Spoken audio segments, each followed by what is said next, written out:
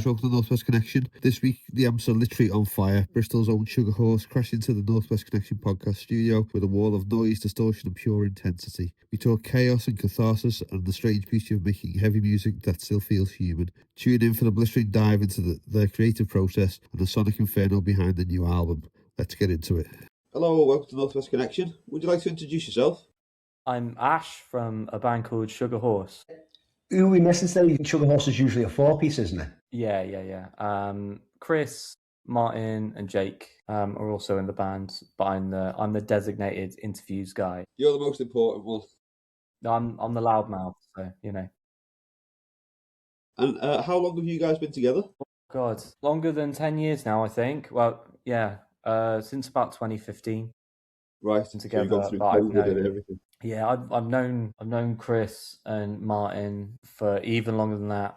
A very long time we've known each other. I've known Martin since college, since I was still a child. So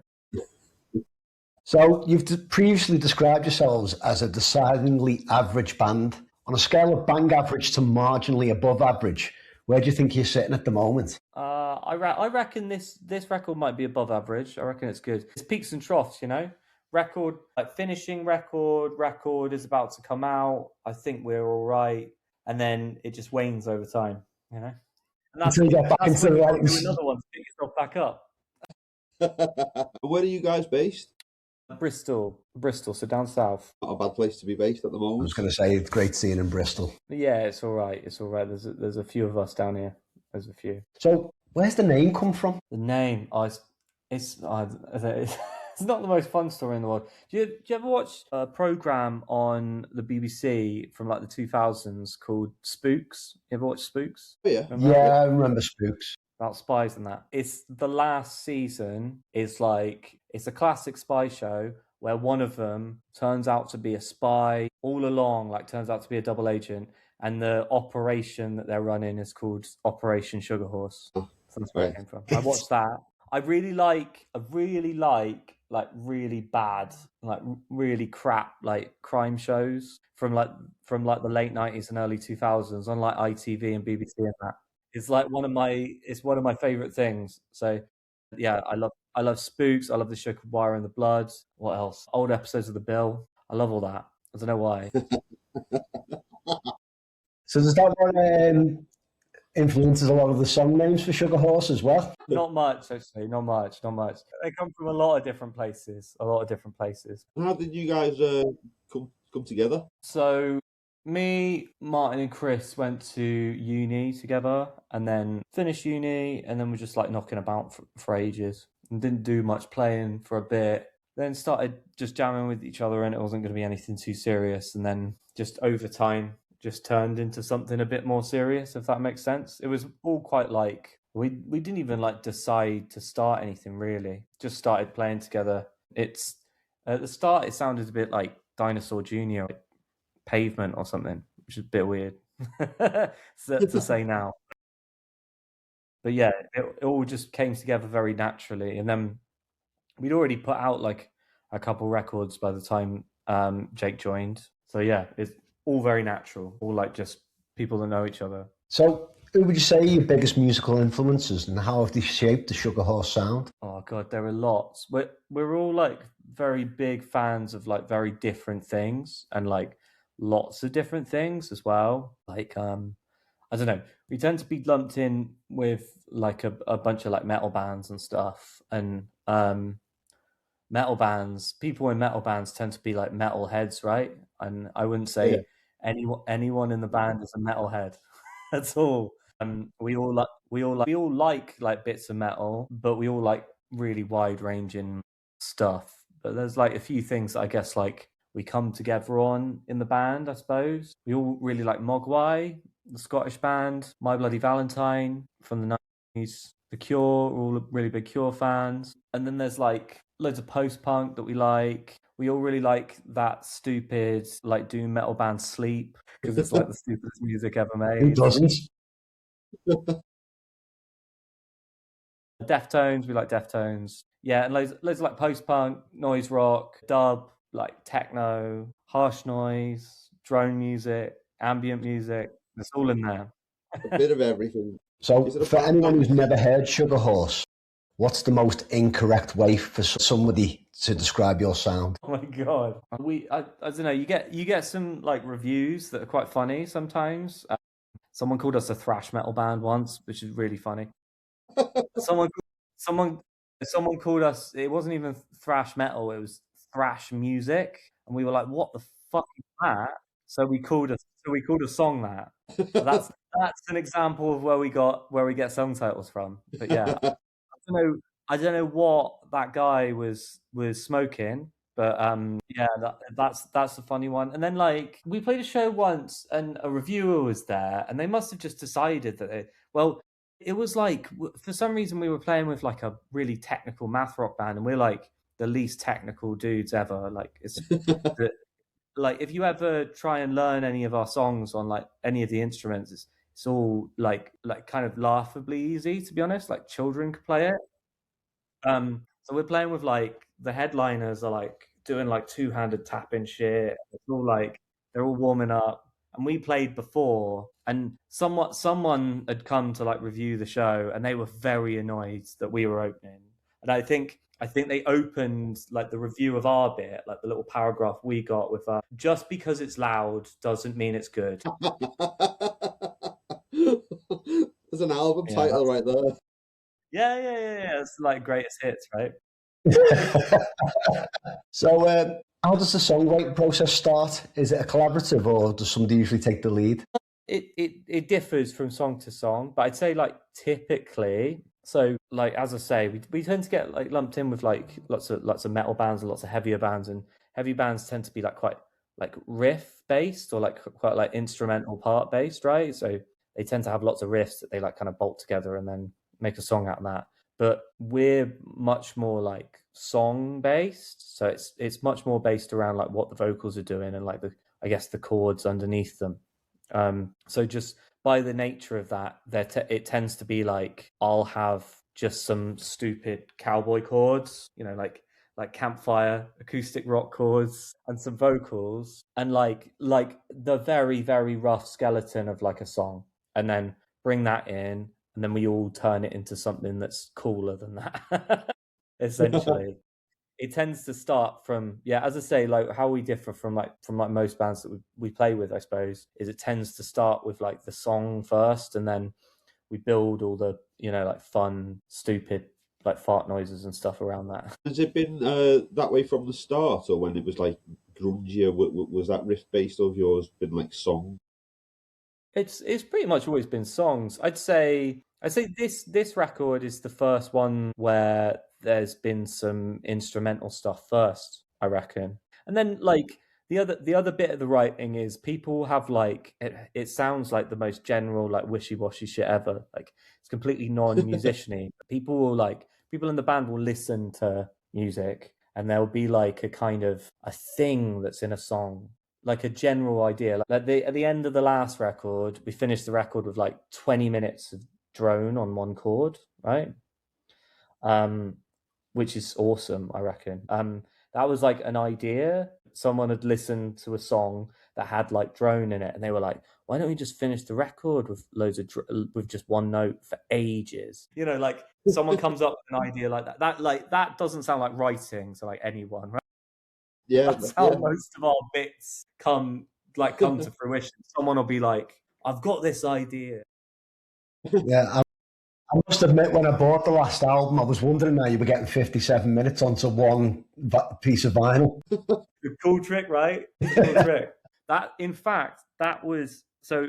The vinyl idea came before doing the really long bit on the digital or CD version, because I have a Godspeed You Black Emperor record called F sharp A sharp Infinity, right?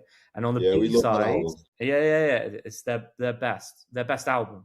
But on the B side, at the end, it does the infinite loop that's on like a weird little like bit of noise. But what always annoyed me about it was you could hear where the loop started and finished. And I was like, if you did that with like no rhythm at all, like it was just like a drone, you wouldn't be able to tell where the loop started or finished, and that would be really cool.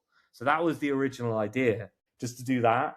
And then we were like, what? I don't know how we do that on the digital album. And someone was like, we could just make it really long. So yeah, that works. Like the genius of the songwriting is evident, right? So with that approach, how do you know when a song's finished? It's obviously not. Someone's probably still got it playing now. I've not turned it off yet. I don't know. We tend to be pretty good at that. Like in the old days, well, in the old days, we were playing stuff that was so slow. It was really difficult to do like verse, chorus, and then like a bridge. And then you'd be like 8 minutes in already because it was such low tempos, right? So everything, like we finish the song and be like, it's impossible to write a song that's under like 7 minutes long. Then you realize that you're playing at like 50 BPM or something. So it's, oh, that's why. And now we've sped up a bit. And we're doing kind of the same thing, but we don't like to be like that. It's funny. After I just said we finished the last record on 20 minutes of one note, I was about to go, we don't like to be that boring. We like to change things up. We like to change bits up quite a lot. So we won't often like do lots of repeated parts. Or if we repeat a part, it will be like, we'll change the part up like underneath the vocals or whatever. So it's a bit different. So just by the nature of that, it becomes quite concise, I would say. So are you still experimenting when you're in the studio, or are they finished songs before you go in? They tend to be finished songs. There's like bits where there's like experimentation. So I think the first few records were very like the parts were very like set, right? And then on the second one, like me and Jake were big fans of there's a band called Drive Like Jehu, like a noise rock band, like an American noise rock band, and they don't really have like, they kind of do, but they kind of don't. They don't really have like parts, right? There's another noise rock band even more like that. It's called US Maple, which is like they're just playing kind of like completely atonal guitar, and there's a rhythm that they play, but the notes are just completely random, if that makes sense. So there's kind of parts, but there's kind of isn't.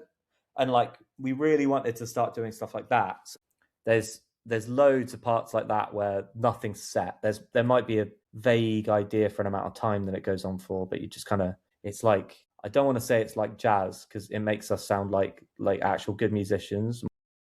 It's like jazz. It's like jazz for the ill or something. But yeah, there's loads of bits like that are improv. And me and Jake will do loads of that in the studio.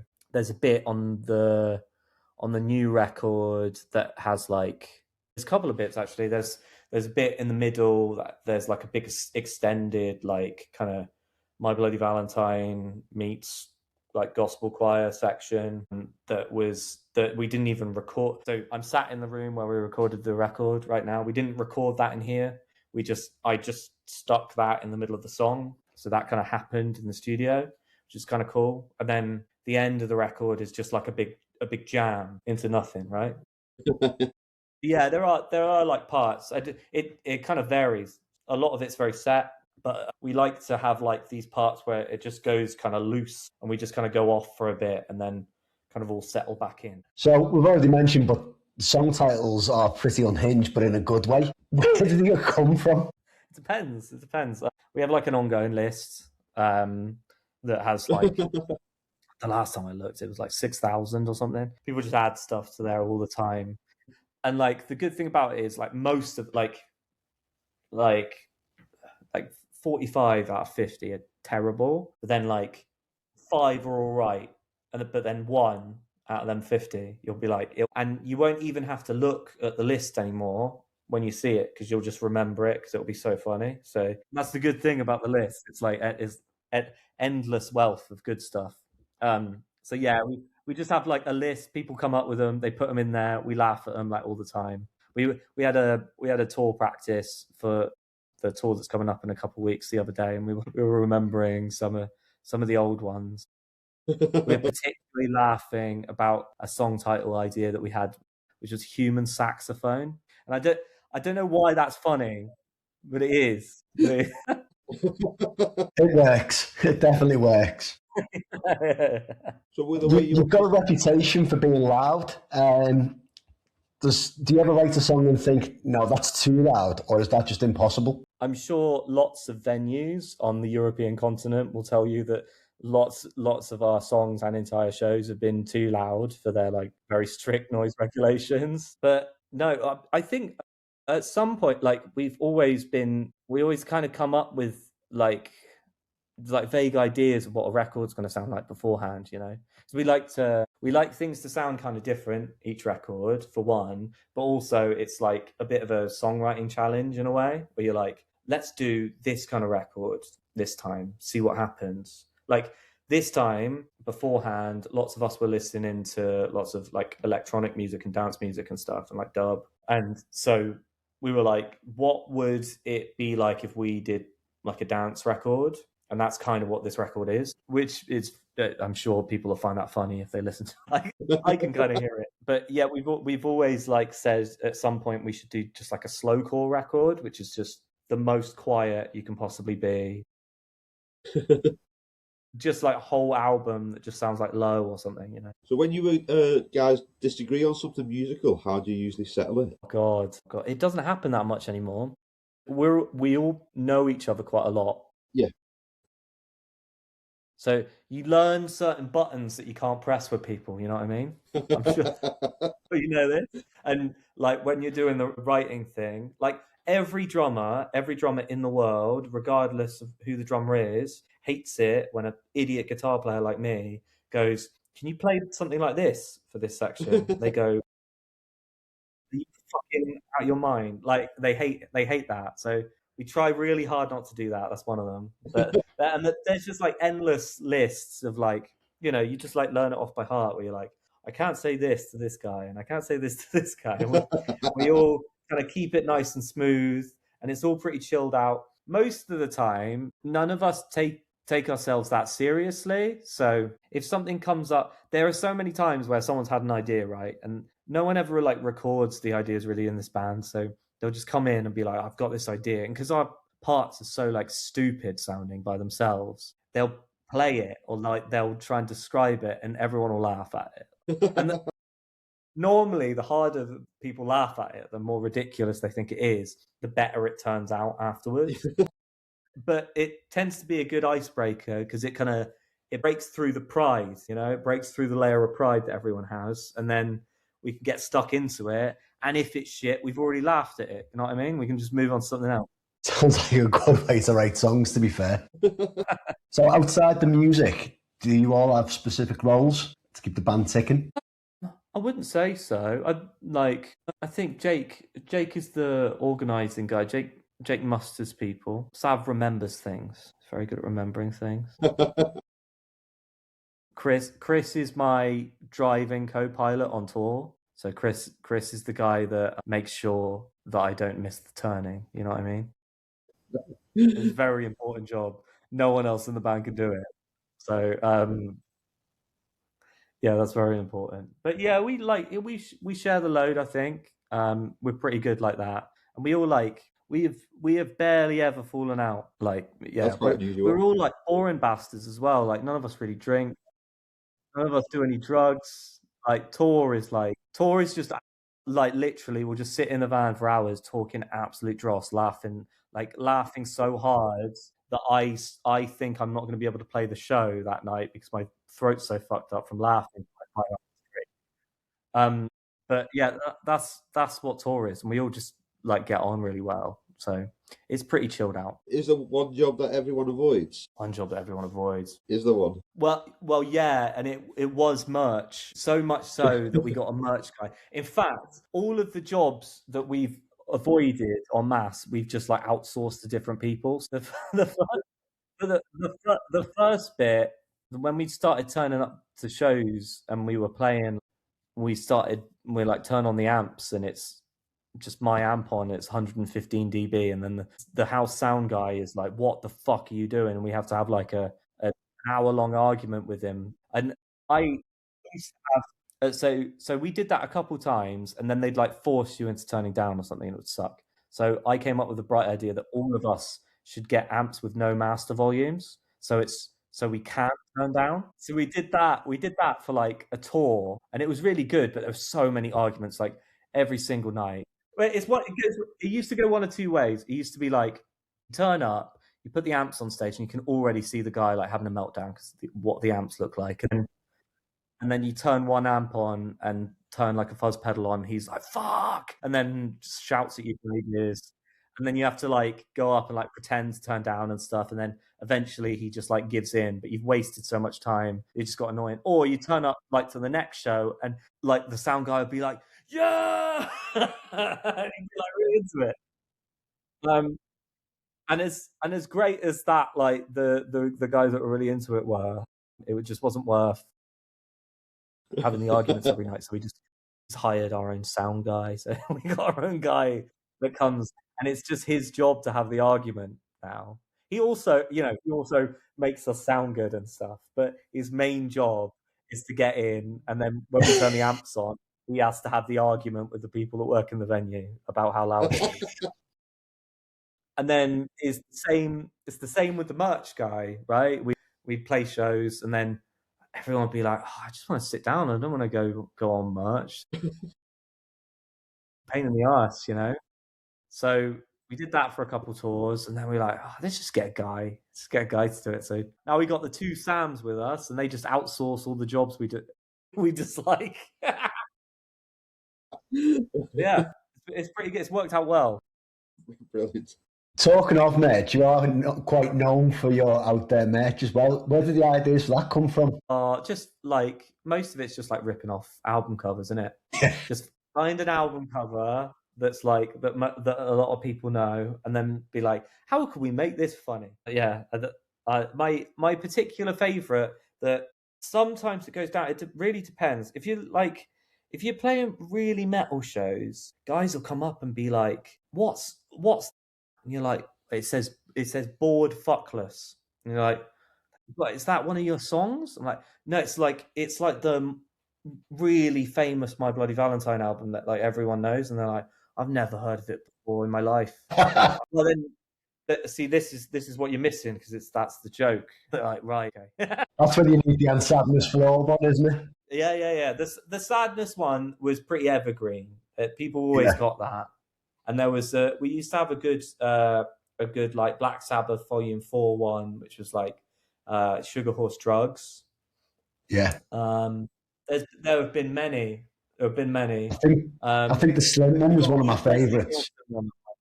Sorry? I think the Slim one was one of my favourites that I've seen. We still got that one rocking. Cried Aloud. Yeah, oh, right, okay, that's good to know. Yeah, we still got them. Is there a piece of out there merch you'd love to make, but you haven't yet? What's that? That's a Is there good a piece of merch out there that they'd love to do, but they haven't done it yet? Underdark, they said an umbrella, didn't they? Umbrella would be pretty good. Yeah. I'd love to do like a kind of like a military style beret. It'd be pretty sick. You know what I mean? Or like full length jackets. You know what I mean? Full length kind of trench coat jackets. They'd be so annoying to bring around on tour to sell in bulk. It would be that would just make it worth it all by itself. You could bring like two. So we go back to the live shows. Have you got a favourite memory from a live performance so far? God, yeah, like tons. We were lucky, and I'll do a serious one, and then maybe try and think of a funny one. There's loads of funny ones. A couple funny ones first. Every time an amp sets on fire at a show is amazing. We always laugh about it. It's always really funny. There was a really good one. We played Glasgow a few years ago, opening for Conjurer, and my amp set on fire, but it was the stage setup just so happened I was right in front of it. So I had no idea. And we were just playing. It was a good show. And then I just heard like my amp just started to sound weird. And then like I'm looking around and the other guys are like pointing back. And we just had to kind of stop. And it was just like there were fucking flames coming out of it. That's always great. People always love it as well. And then there's been a bunch of times where we set the amps on fire. It's been magic. And then a serious one. We were lucky enough to get invited to play Rabat in Morocco last year, which was like wild. Like when we got the invite, we were like, what? Why do you want us there? But And then we actually ended up going, and it was like fucking awesome. I loved Morocco like tons. It was wicked, and everyone was like so psyched to see us. And then just like I think my favorite moment of that whole day was, I haven't been to many like Arab countries, but I've been part of like the kind of Free Palestine political movement for quite a long time. And when you've been in this country for this long, and how much people are adverse to a free Palestine, and then you go to an Arab country and you say Free Palestine in front of about 900 kids there, and they're like, fuck yeah! Oh my God, unbelievable. It was so sick. So yeah, I'll go with those two: Burning Amps and Free Palestine and Morocco. And what's the strangest thing you've seen from the stage? A guy smoking crack like 2 meters in front of me in Switzerland as well. In like, yeah, it was crazy. It was crazy. We're on tour. It's the first time I've been to Switzerland, and we drove into. I don't know if you've ever been to Switzerland or driven into Switzerland. If you come over the French border, you kind of go up the side of some mountains, right, and everything looks pretty normal. And then you crest over the mountain just after you've gone over the border, and it's like driving into like a dream world where you're driving. It's like a Mario Kart level where you're driving through the clouds and shit. It was like the most beautiful place I've ever seen in my life. The whole time we were there, we were like, this is mental. Like literally the most beautiful place. It was like a dream. And then we get to this venue, and the venue is like, used to be a prison there, but it's like really posh inside. Like it's very beautiful. Parts of it are like an old museum and stuff. And they've got like a recording studio there. Like there's a bit of money floating about, right? And then we play the show, and admittedly, there's not that many people there. But one of the guys that turned up decided that he was going to smoke crack like in the venue, just like 2 meters in front of me while we were playing. That's one that will stick with me.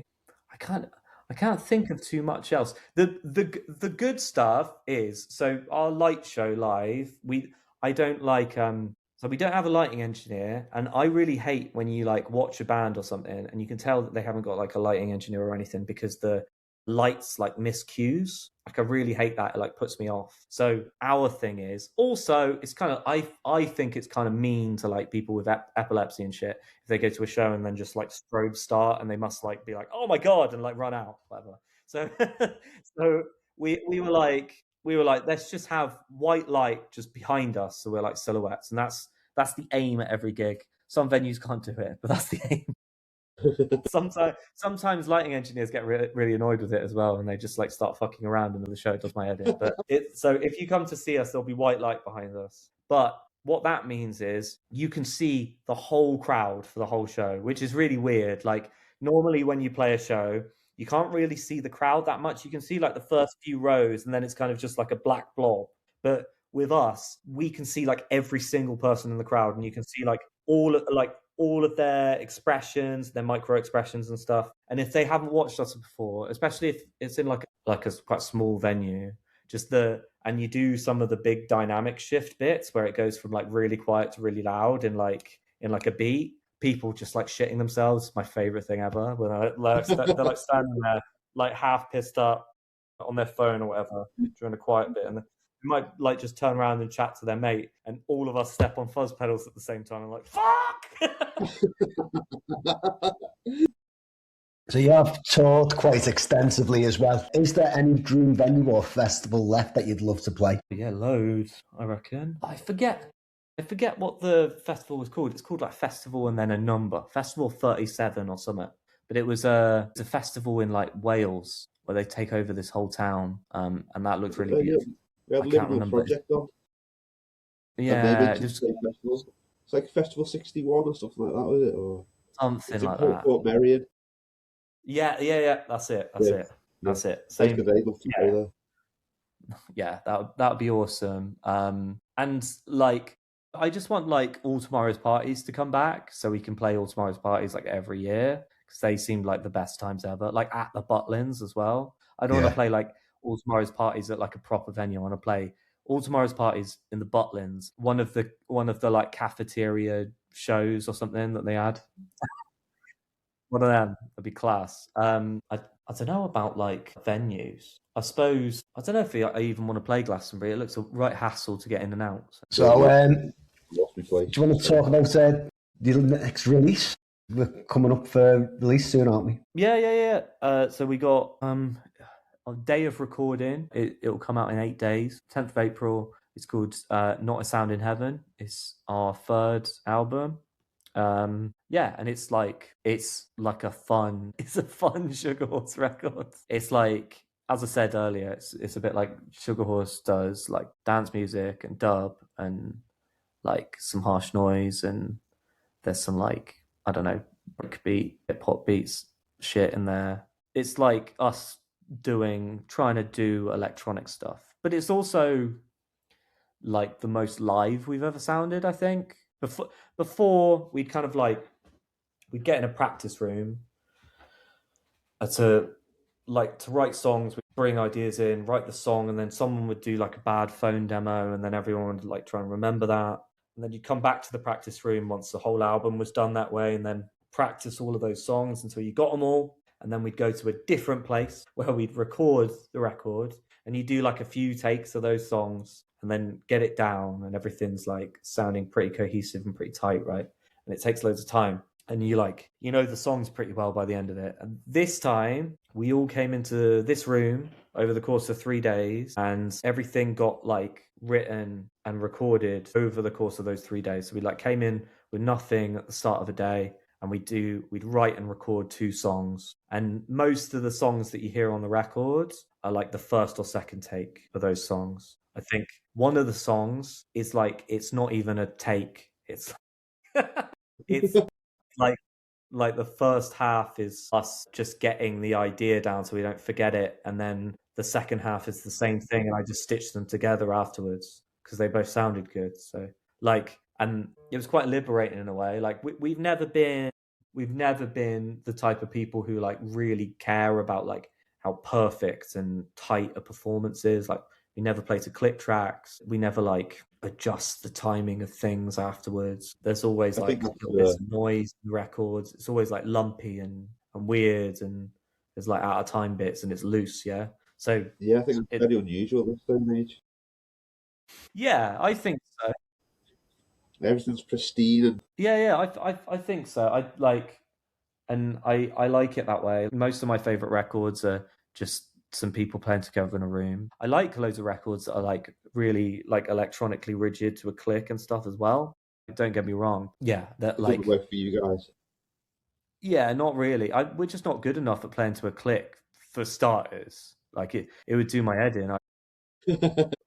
We'd take ages. I ain't got that kind of time. But also just like the looseness of it, I think it sounds more human, and I think like that it's harder to recreate. Especially there are bits that you just can't do again. So like when you're in the room together and you can see each other, right? And there might be like a gap in a song, but there's no count in the middle of that gap, and you just come in it. You're just watching each other to come back in, and there's no click or there's no guide. So when you're listening to it again, you can't recreate that. Yeah, it's just that's what gives it more feel to the song as well. Yeah. It's just adds to the vibe. You know what I mean? I like that kind of stuff. I'm happy. We've gone in the even lazier direction of just like only doing one take. I like it. And are you touring to promote the album as well? Yeah. So it's April 10th, not April 10th, April 14th, I think. April 14th, April 15th. Oh god, we are on like a little UK tour, hitting all the cool spots around the UK, including Cardiff, Nottingham, Manchester, Leeds, the Strange Forms Festival, Glasgow, and London town. So it's going to be a fun time. Excited for it. Yeah, bet you are. 2 days. We're going to move on to the fun questions now. Nice. So when you're travelling to shows, what's the soundtrack going to be in the van? That'll be decided relatively soon. We make a big playlist, but it'll be like big mixes of stuff. There'll probably be like loads of dance music on this one, or Right, yeah. loads of big four on the floor kicks the whole time. There's also there's tons of like listen to tons of like more chilled out stuff at night, so I can drive without it doing my head in. Yeah. And there'll be some like ambient records on there, because most of the time we're just chatting absolute bollocks to each other. And you don't want to be doing that over a good record. You know what I mean? What's the one band that you would love to tour with? Well, the singer's sadly passed away now, but I'd love to do a Drive Like Jihu tour. That would be amazing. I'd love to play Mogwai. That'd be class. Sonic Youth tour would be amazing. I mean, we already played a couple shows of Godflesh, which is kind of nuts thinking about that, but some more Godflesh shows would be great. There are many. If Sugar Horse had a warning label, what would it say? A warning label? Yeah. Like Tedious Men. It would be nothing exciting. It'd be like very boring blokes.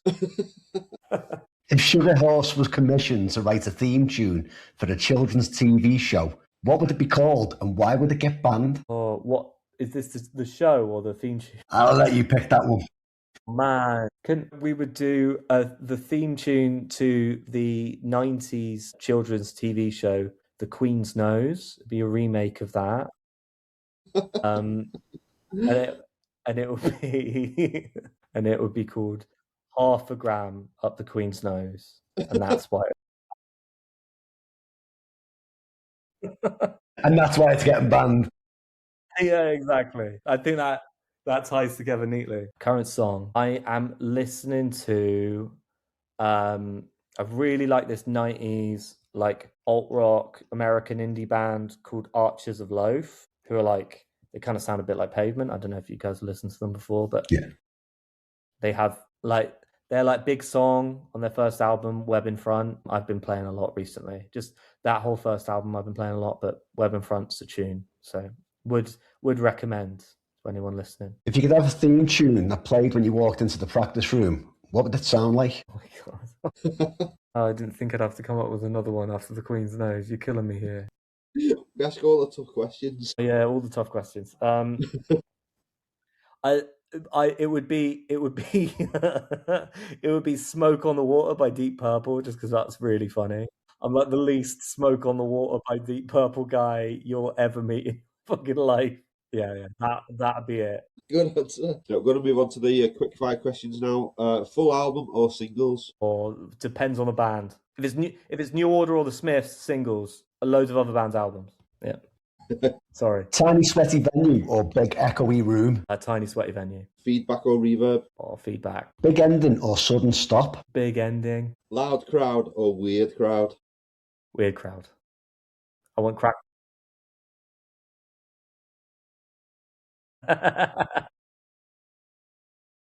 Brass Eye or Black Mirror? Or Brass Eye. Tea or coffee? Coffee all day. Fun snacks, sweet or savoury? Or sweet. And our final question is wasabi granola or chocolate hummus eclairs? Good one, Mac. Wasabi granola. The second one sounds more, yeah. Wasabi granola. Thanks for coming on, Ash. It's been a pleasure. Well, thanks so much for having me. Thanks for putting up. Thanks for taking the interest. Yeah, no worries. Thanks very much. Cheers. Cheers. Bye.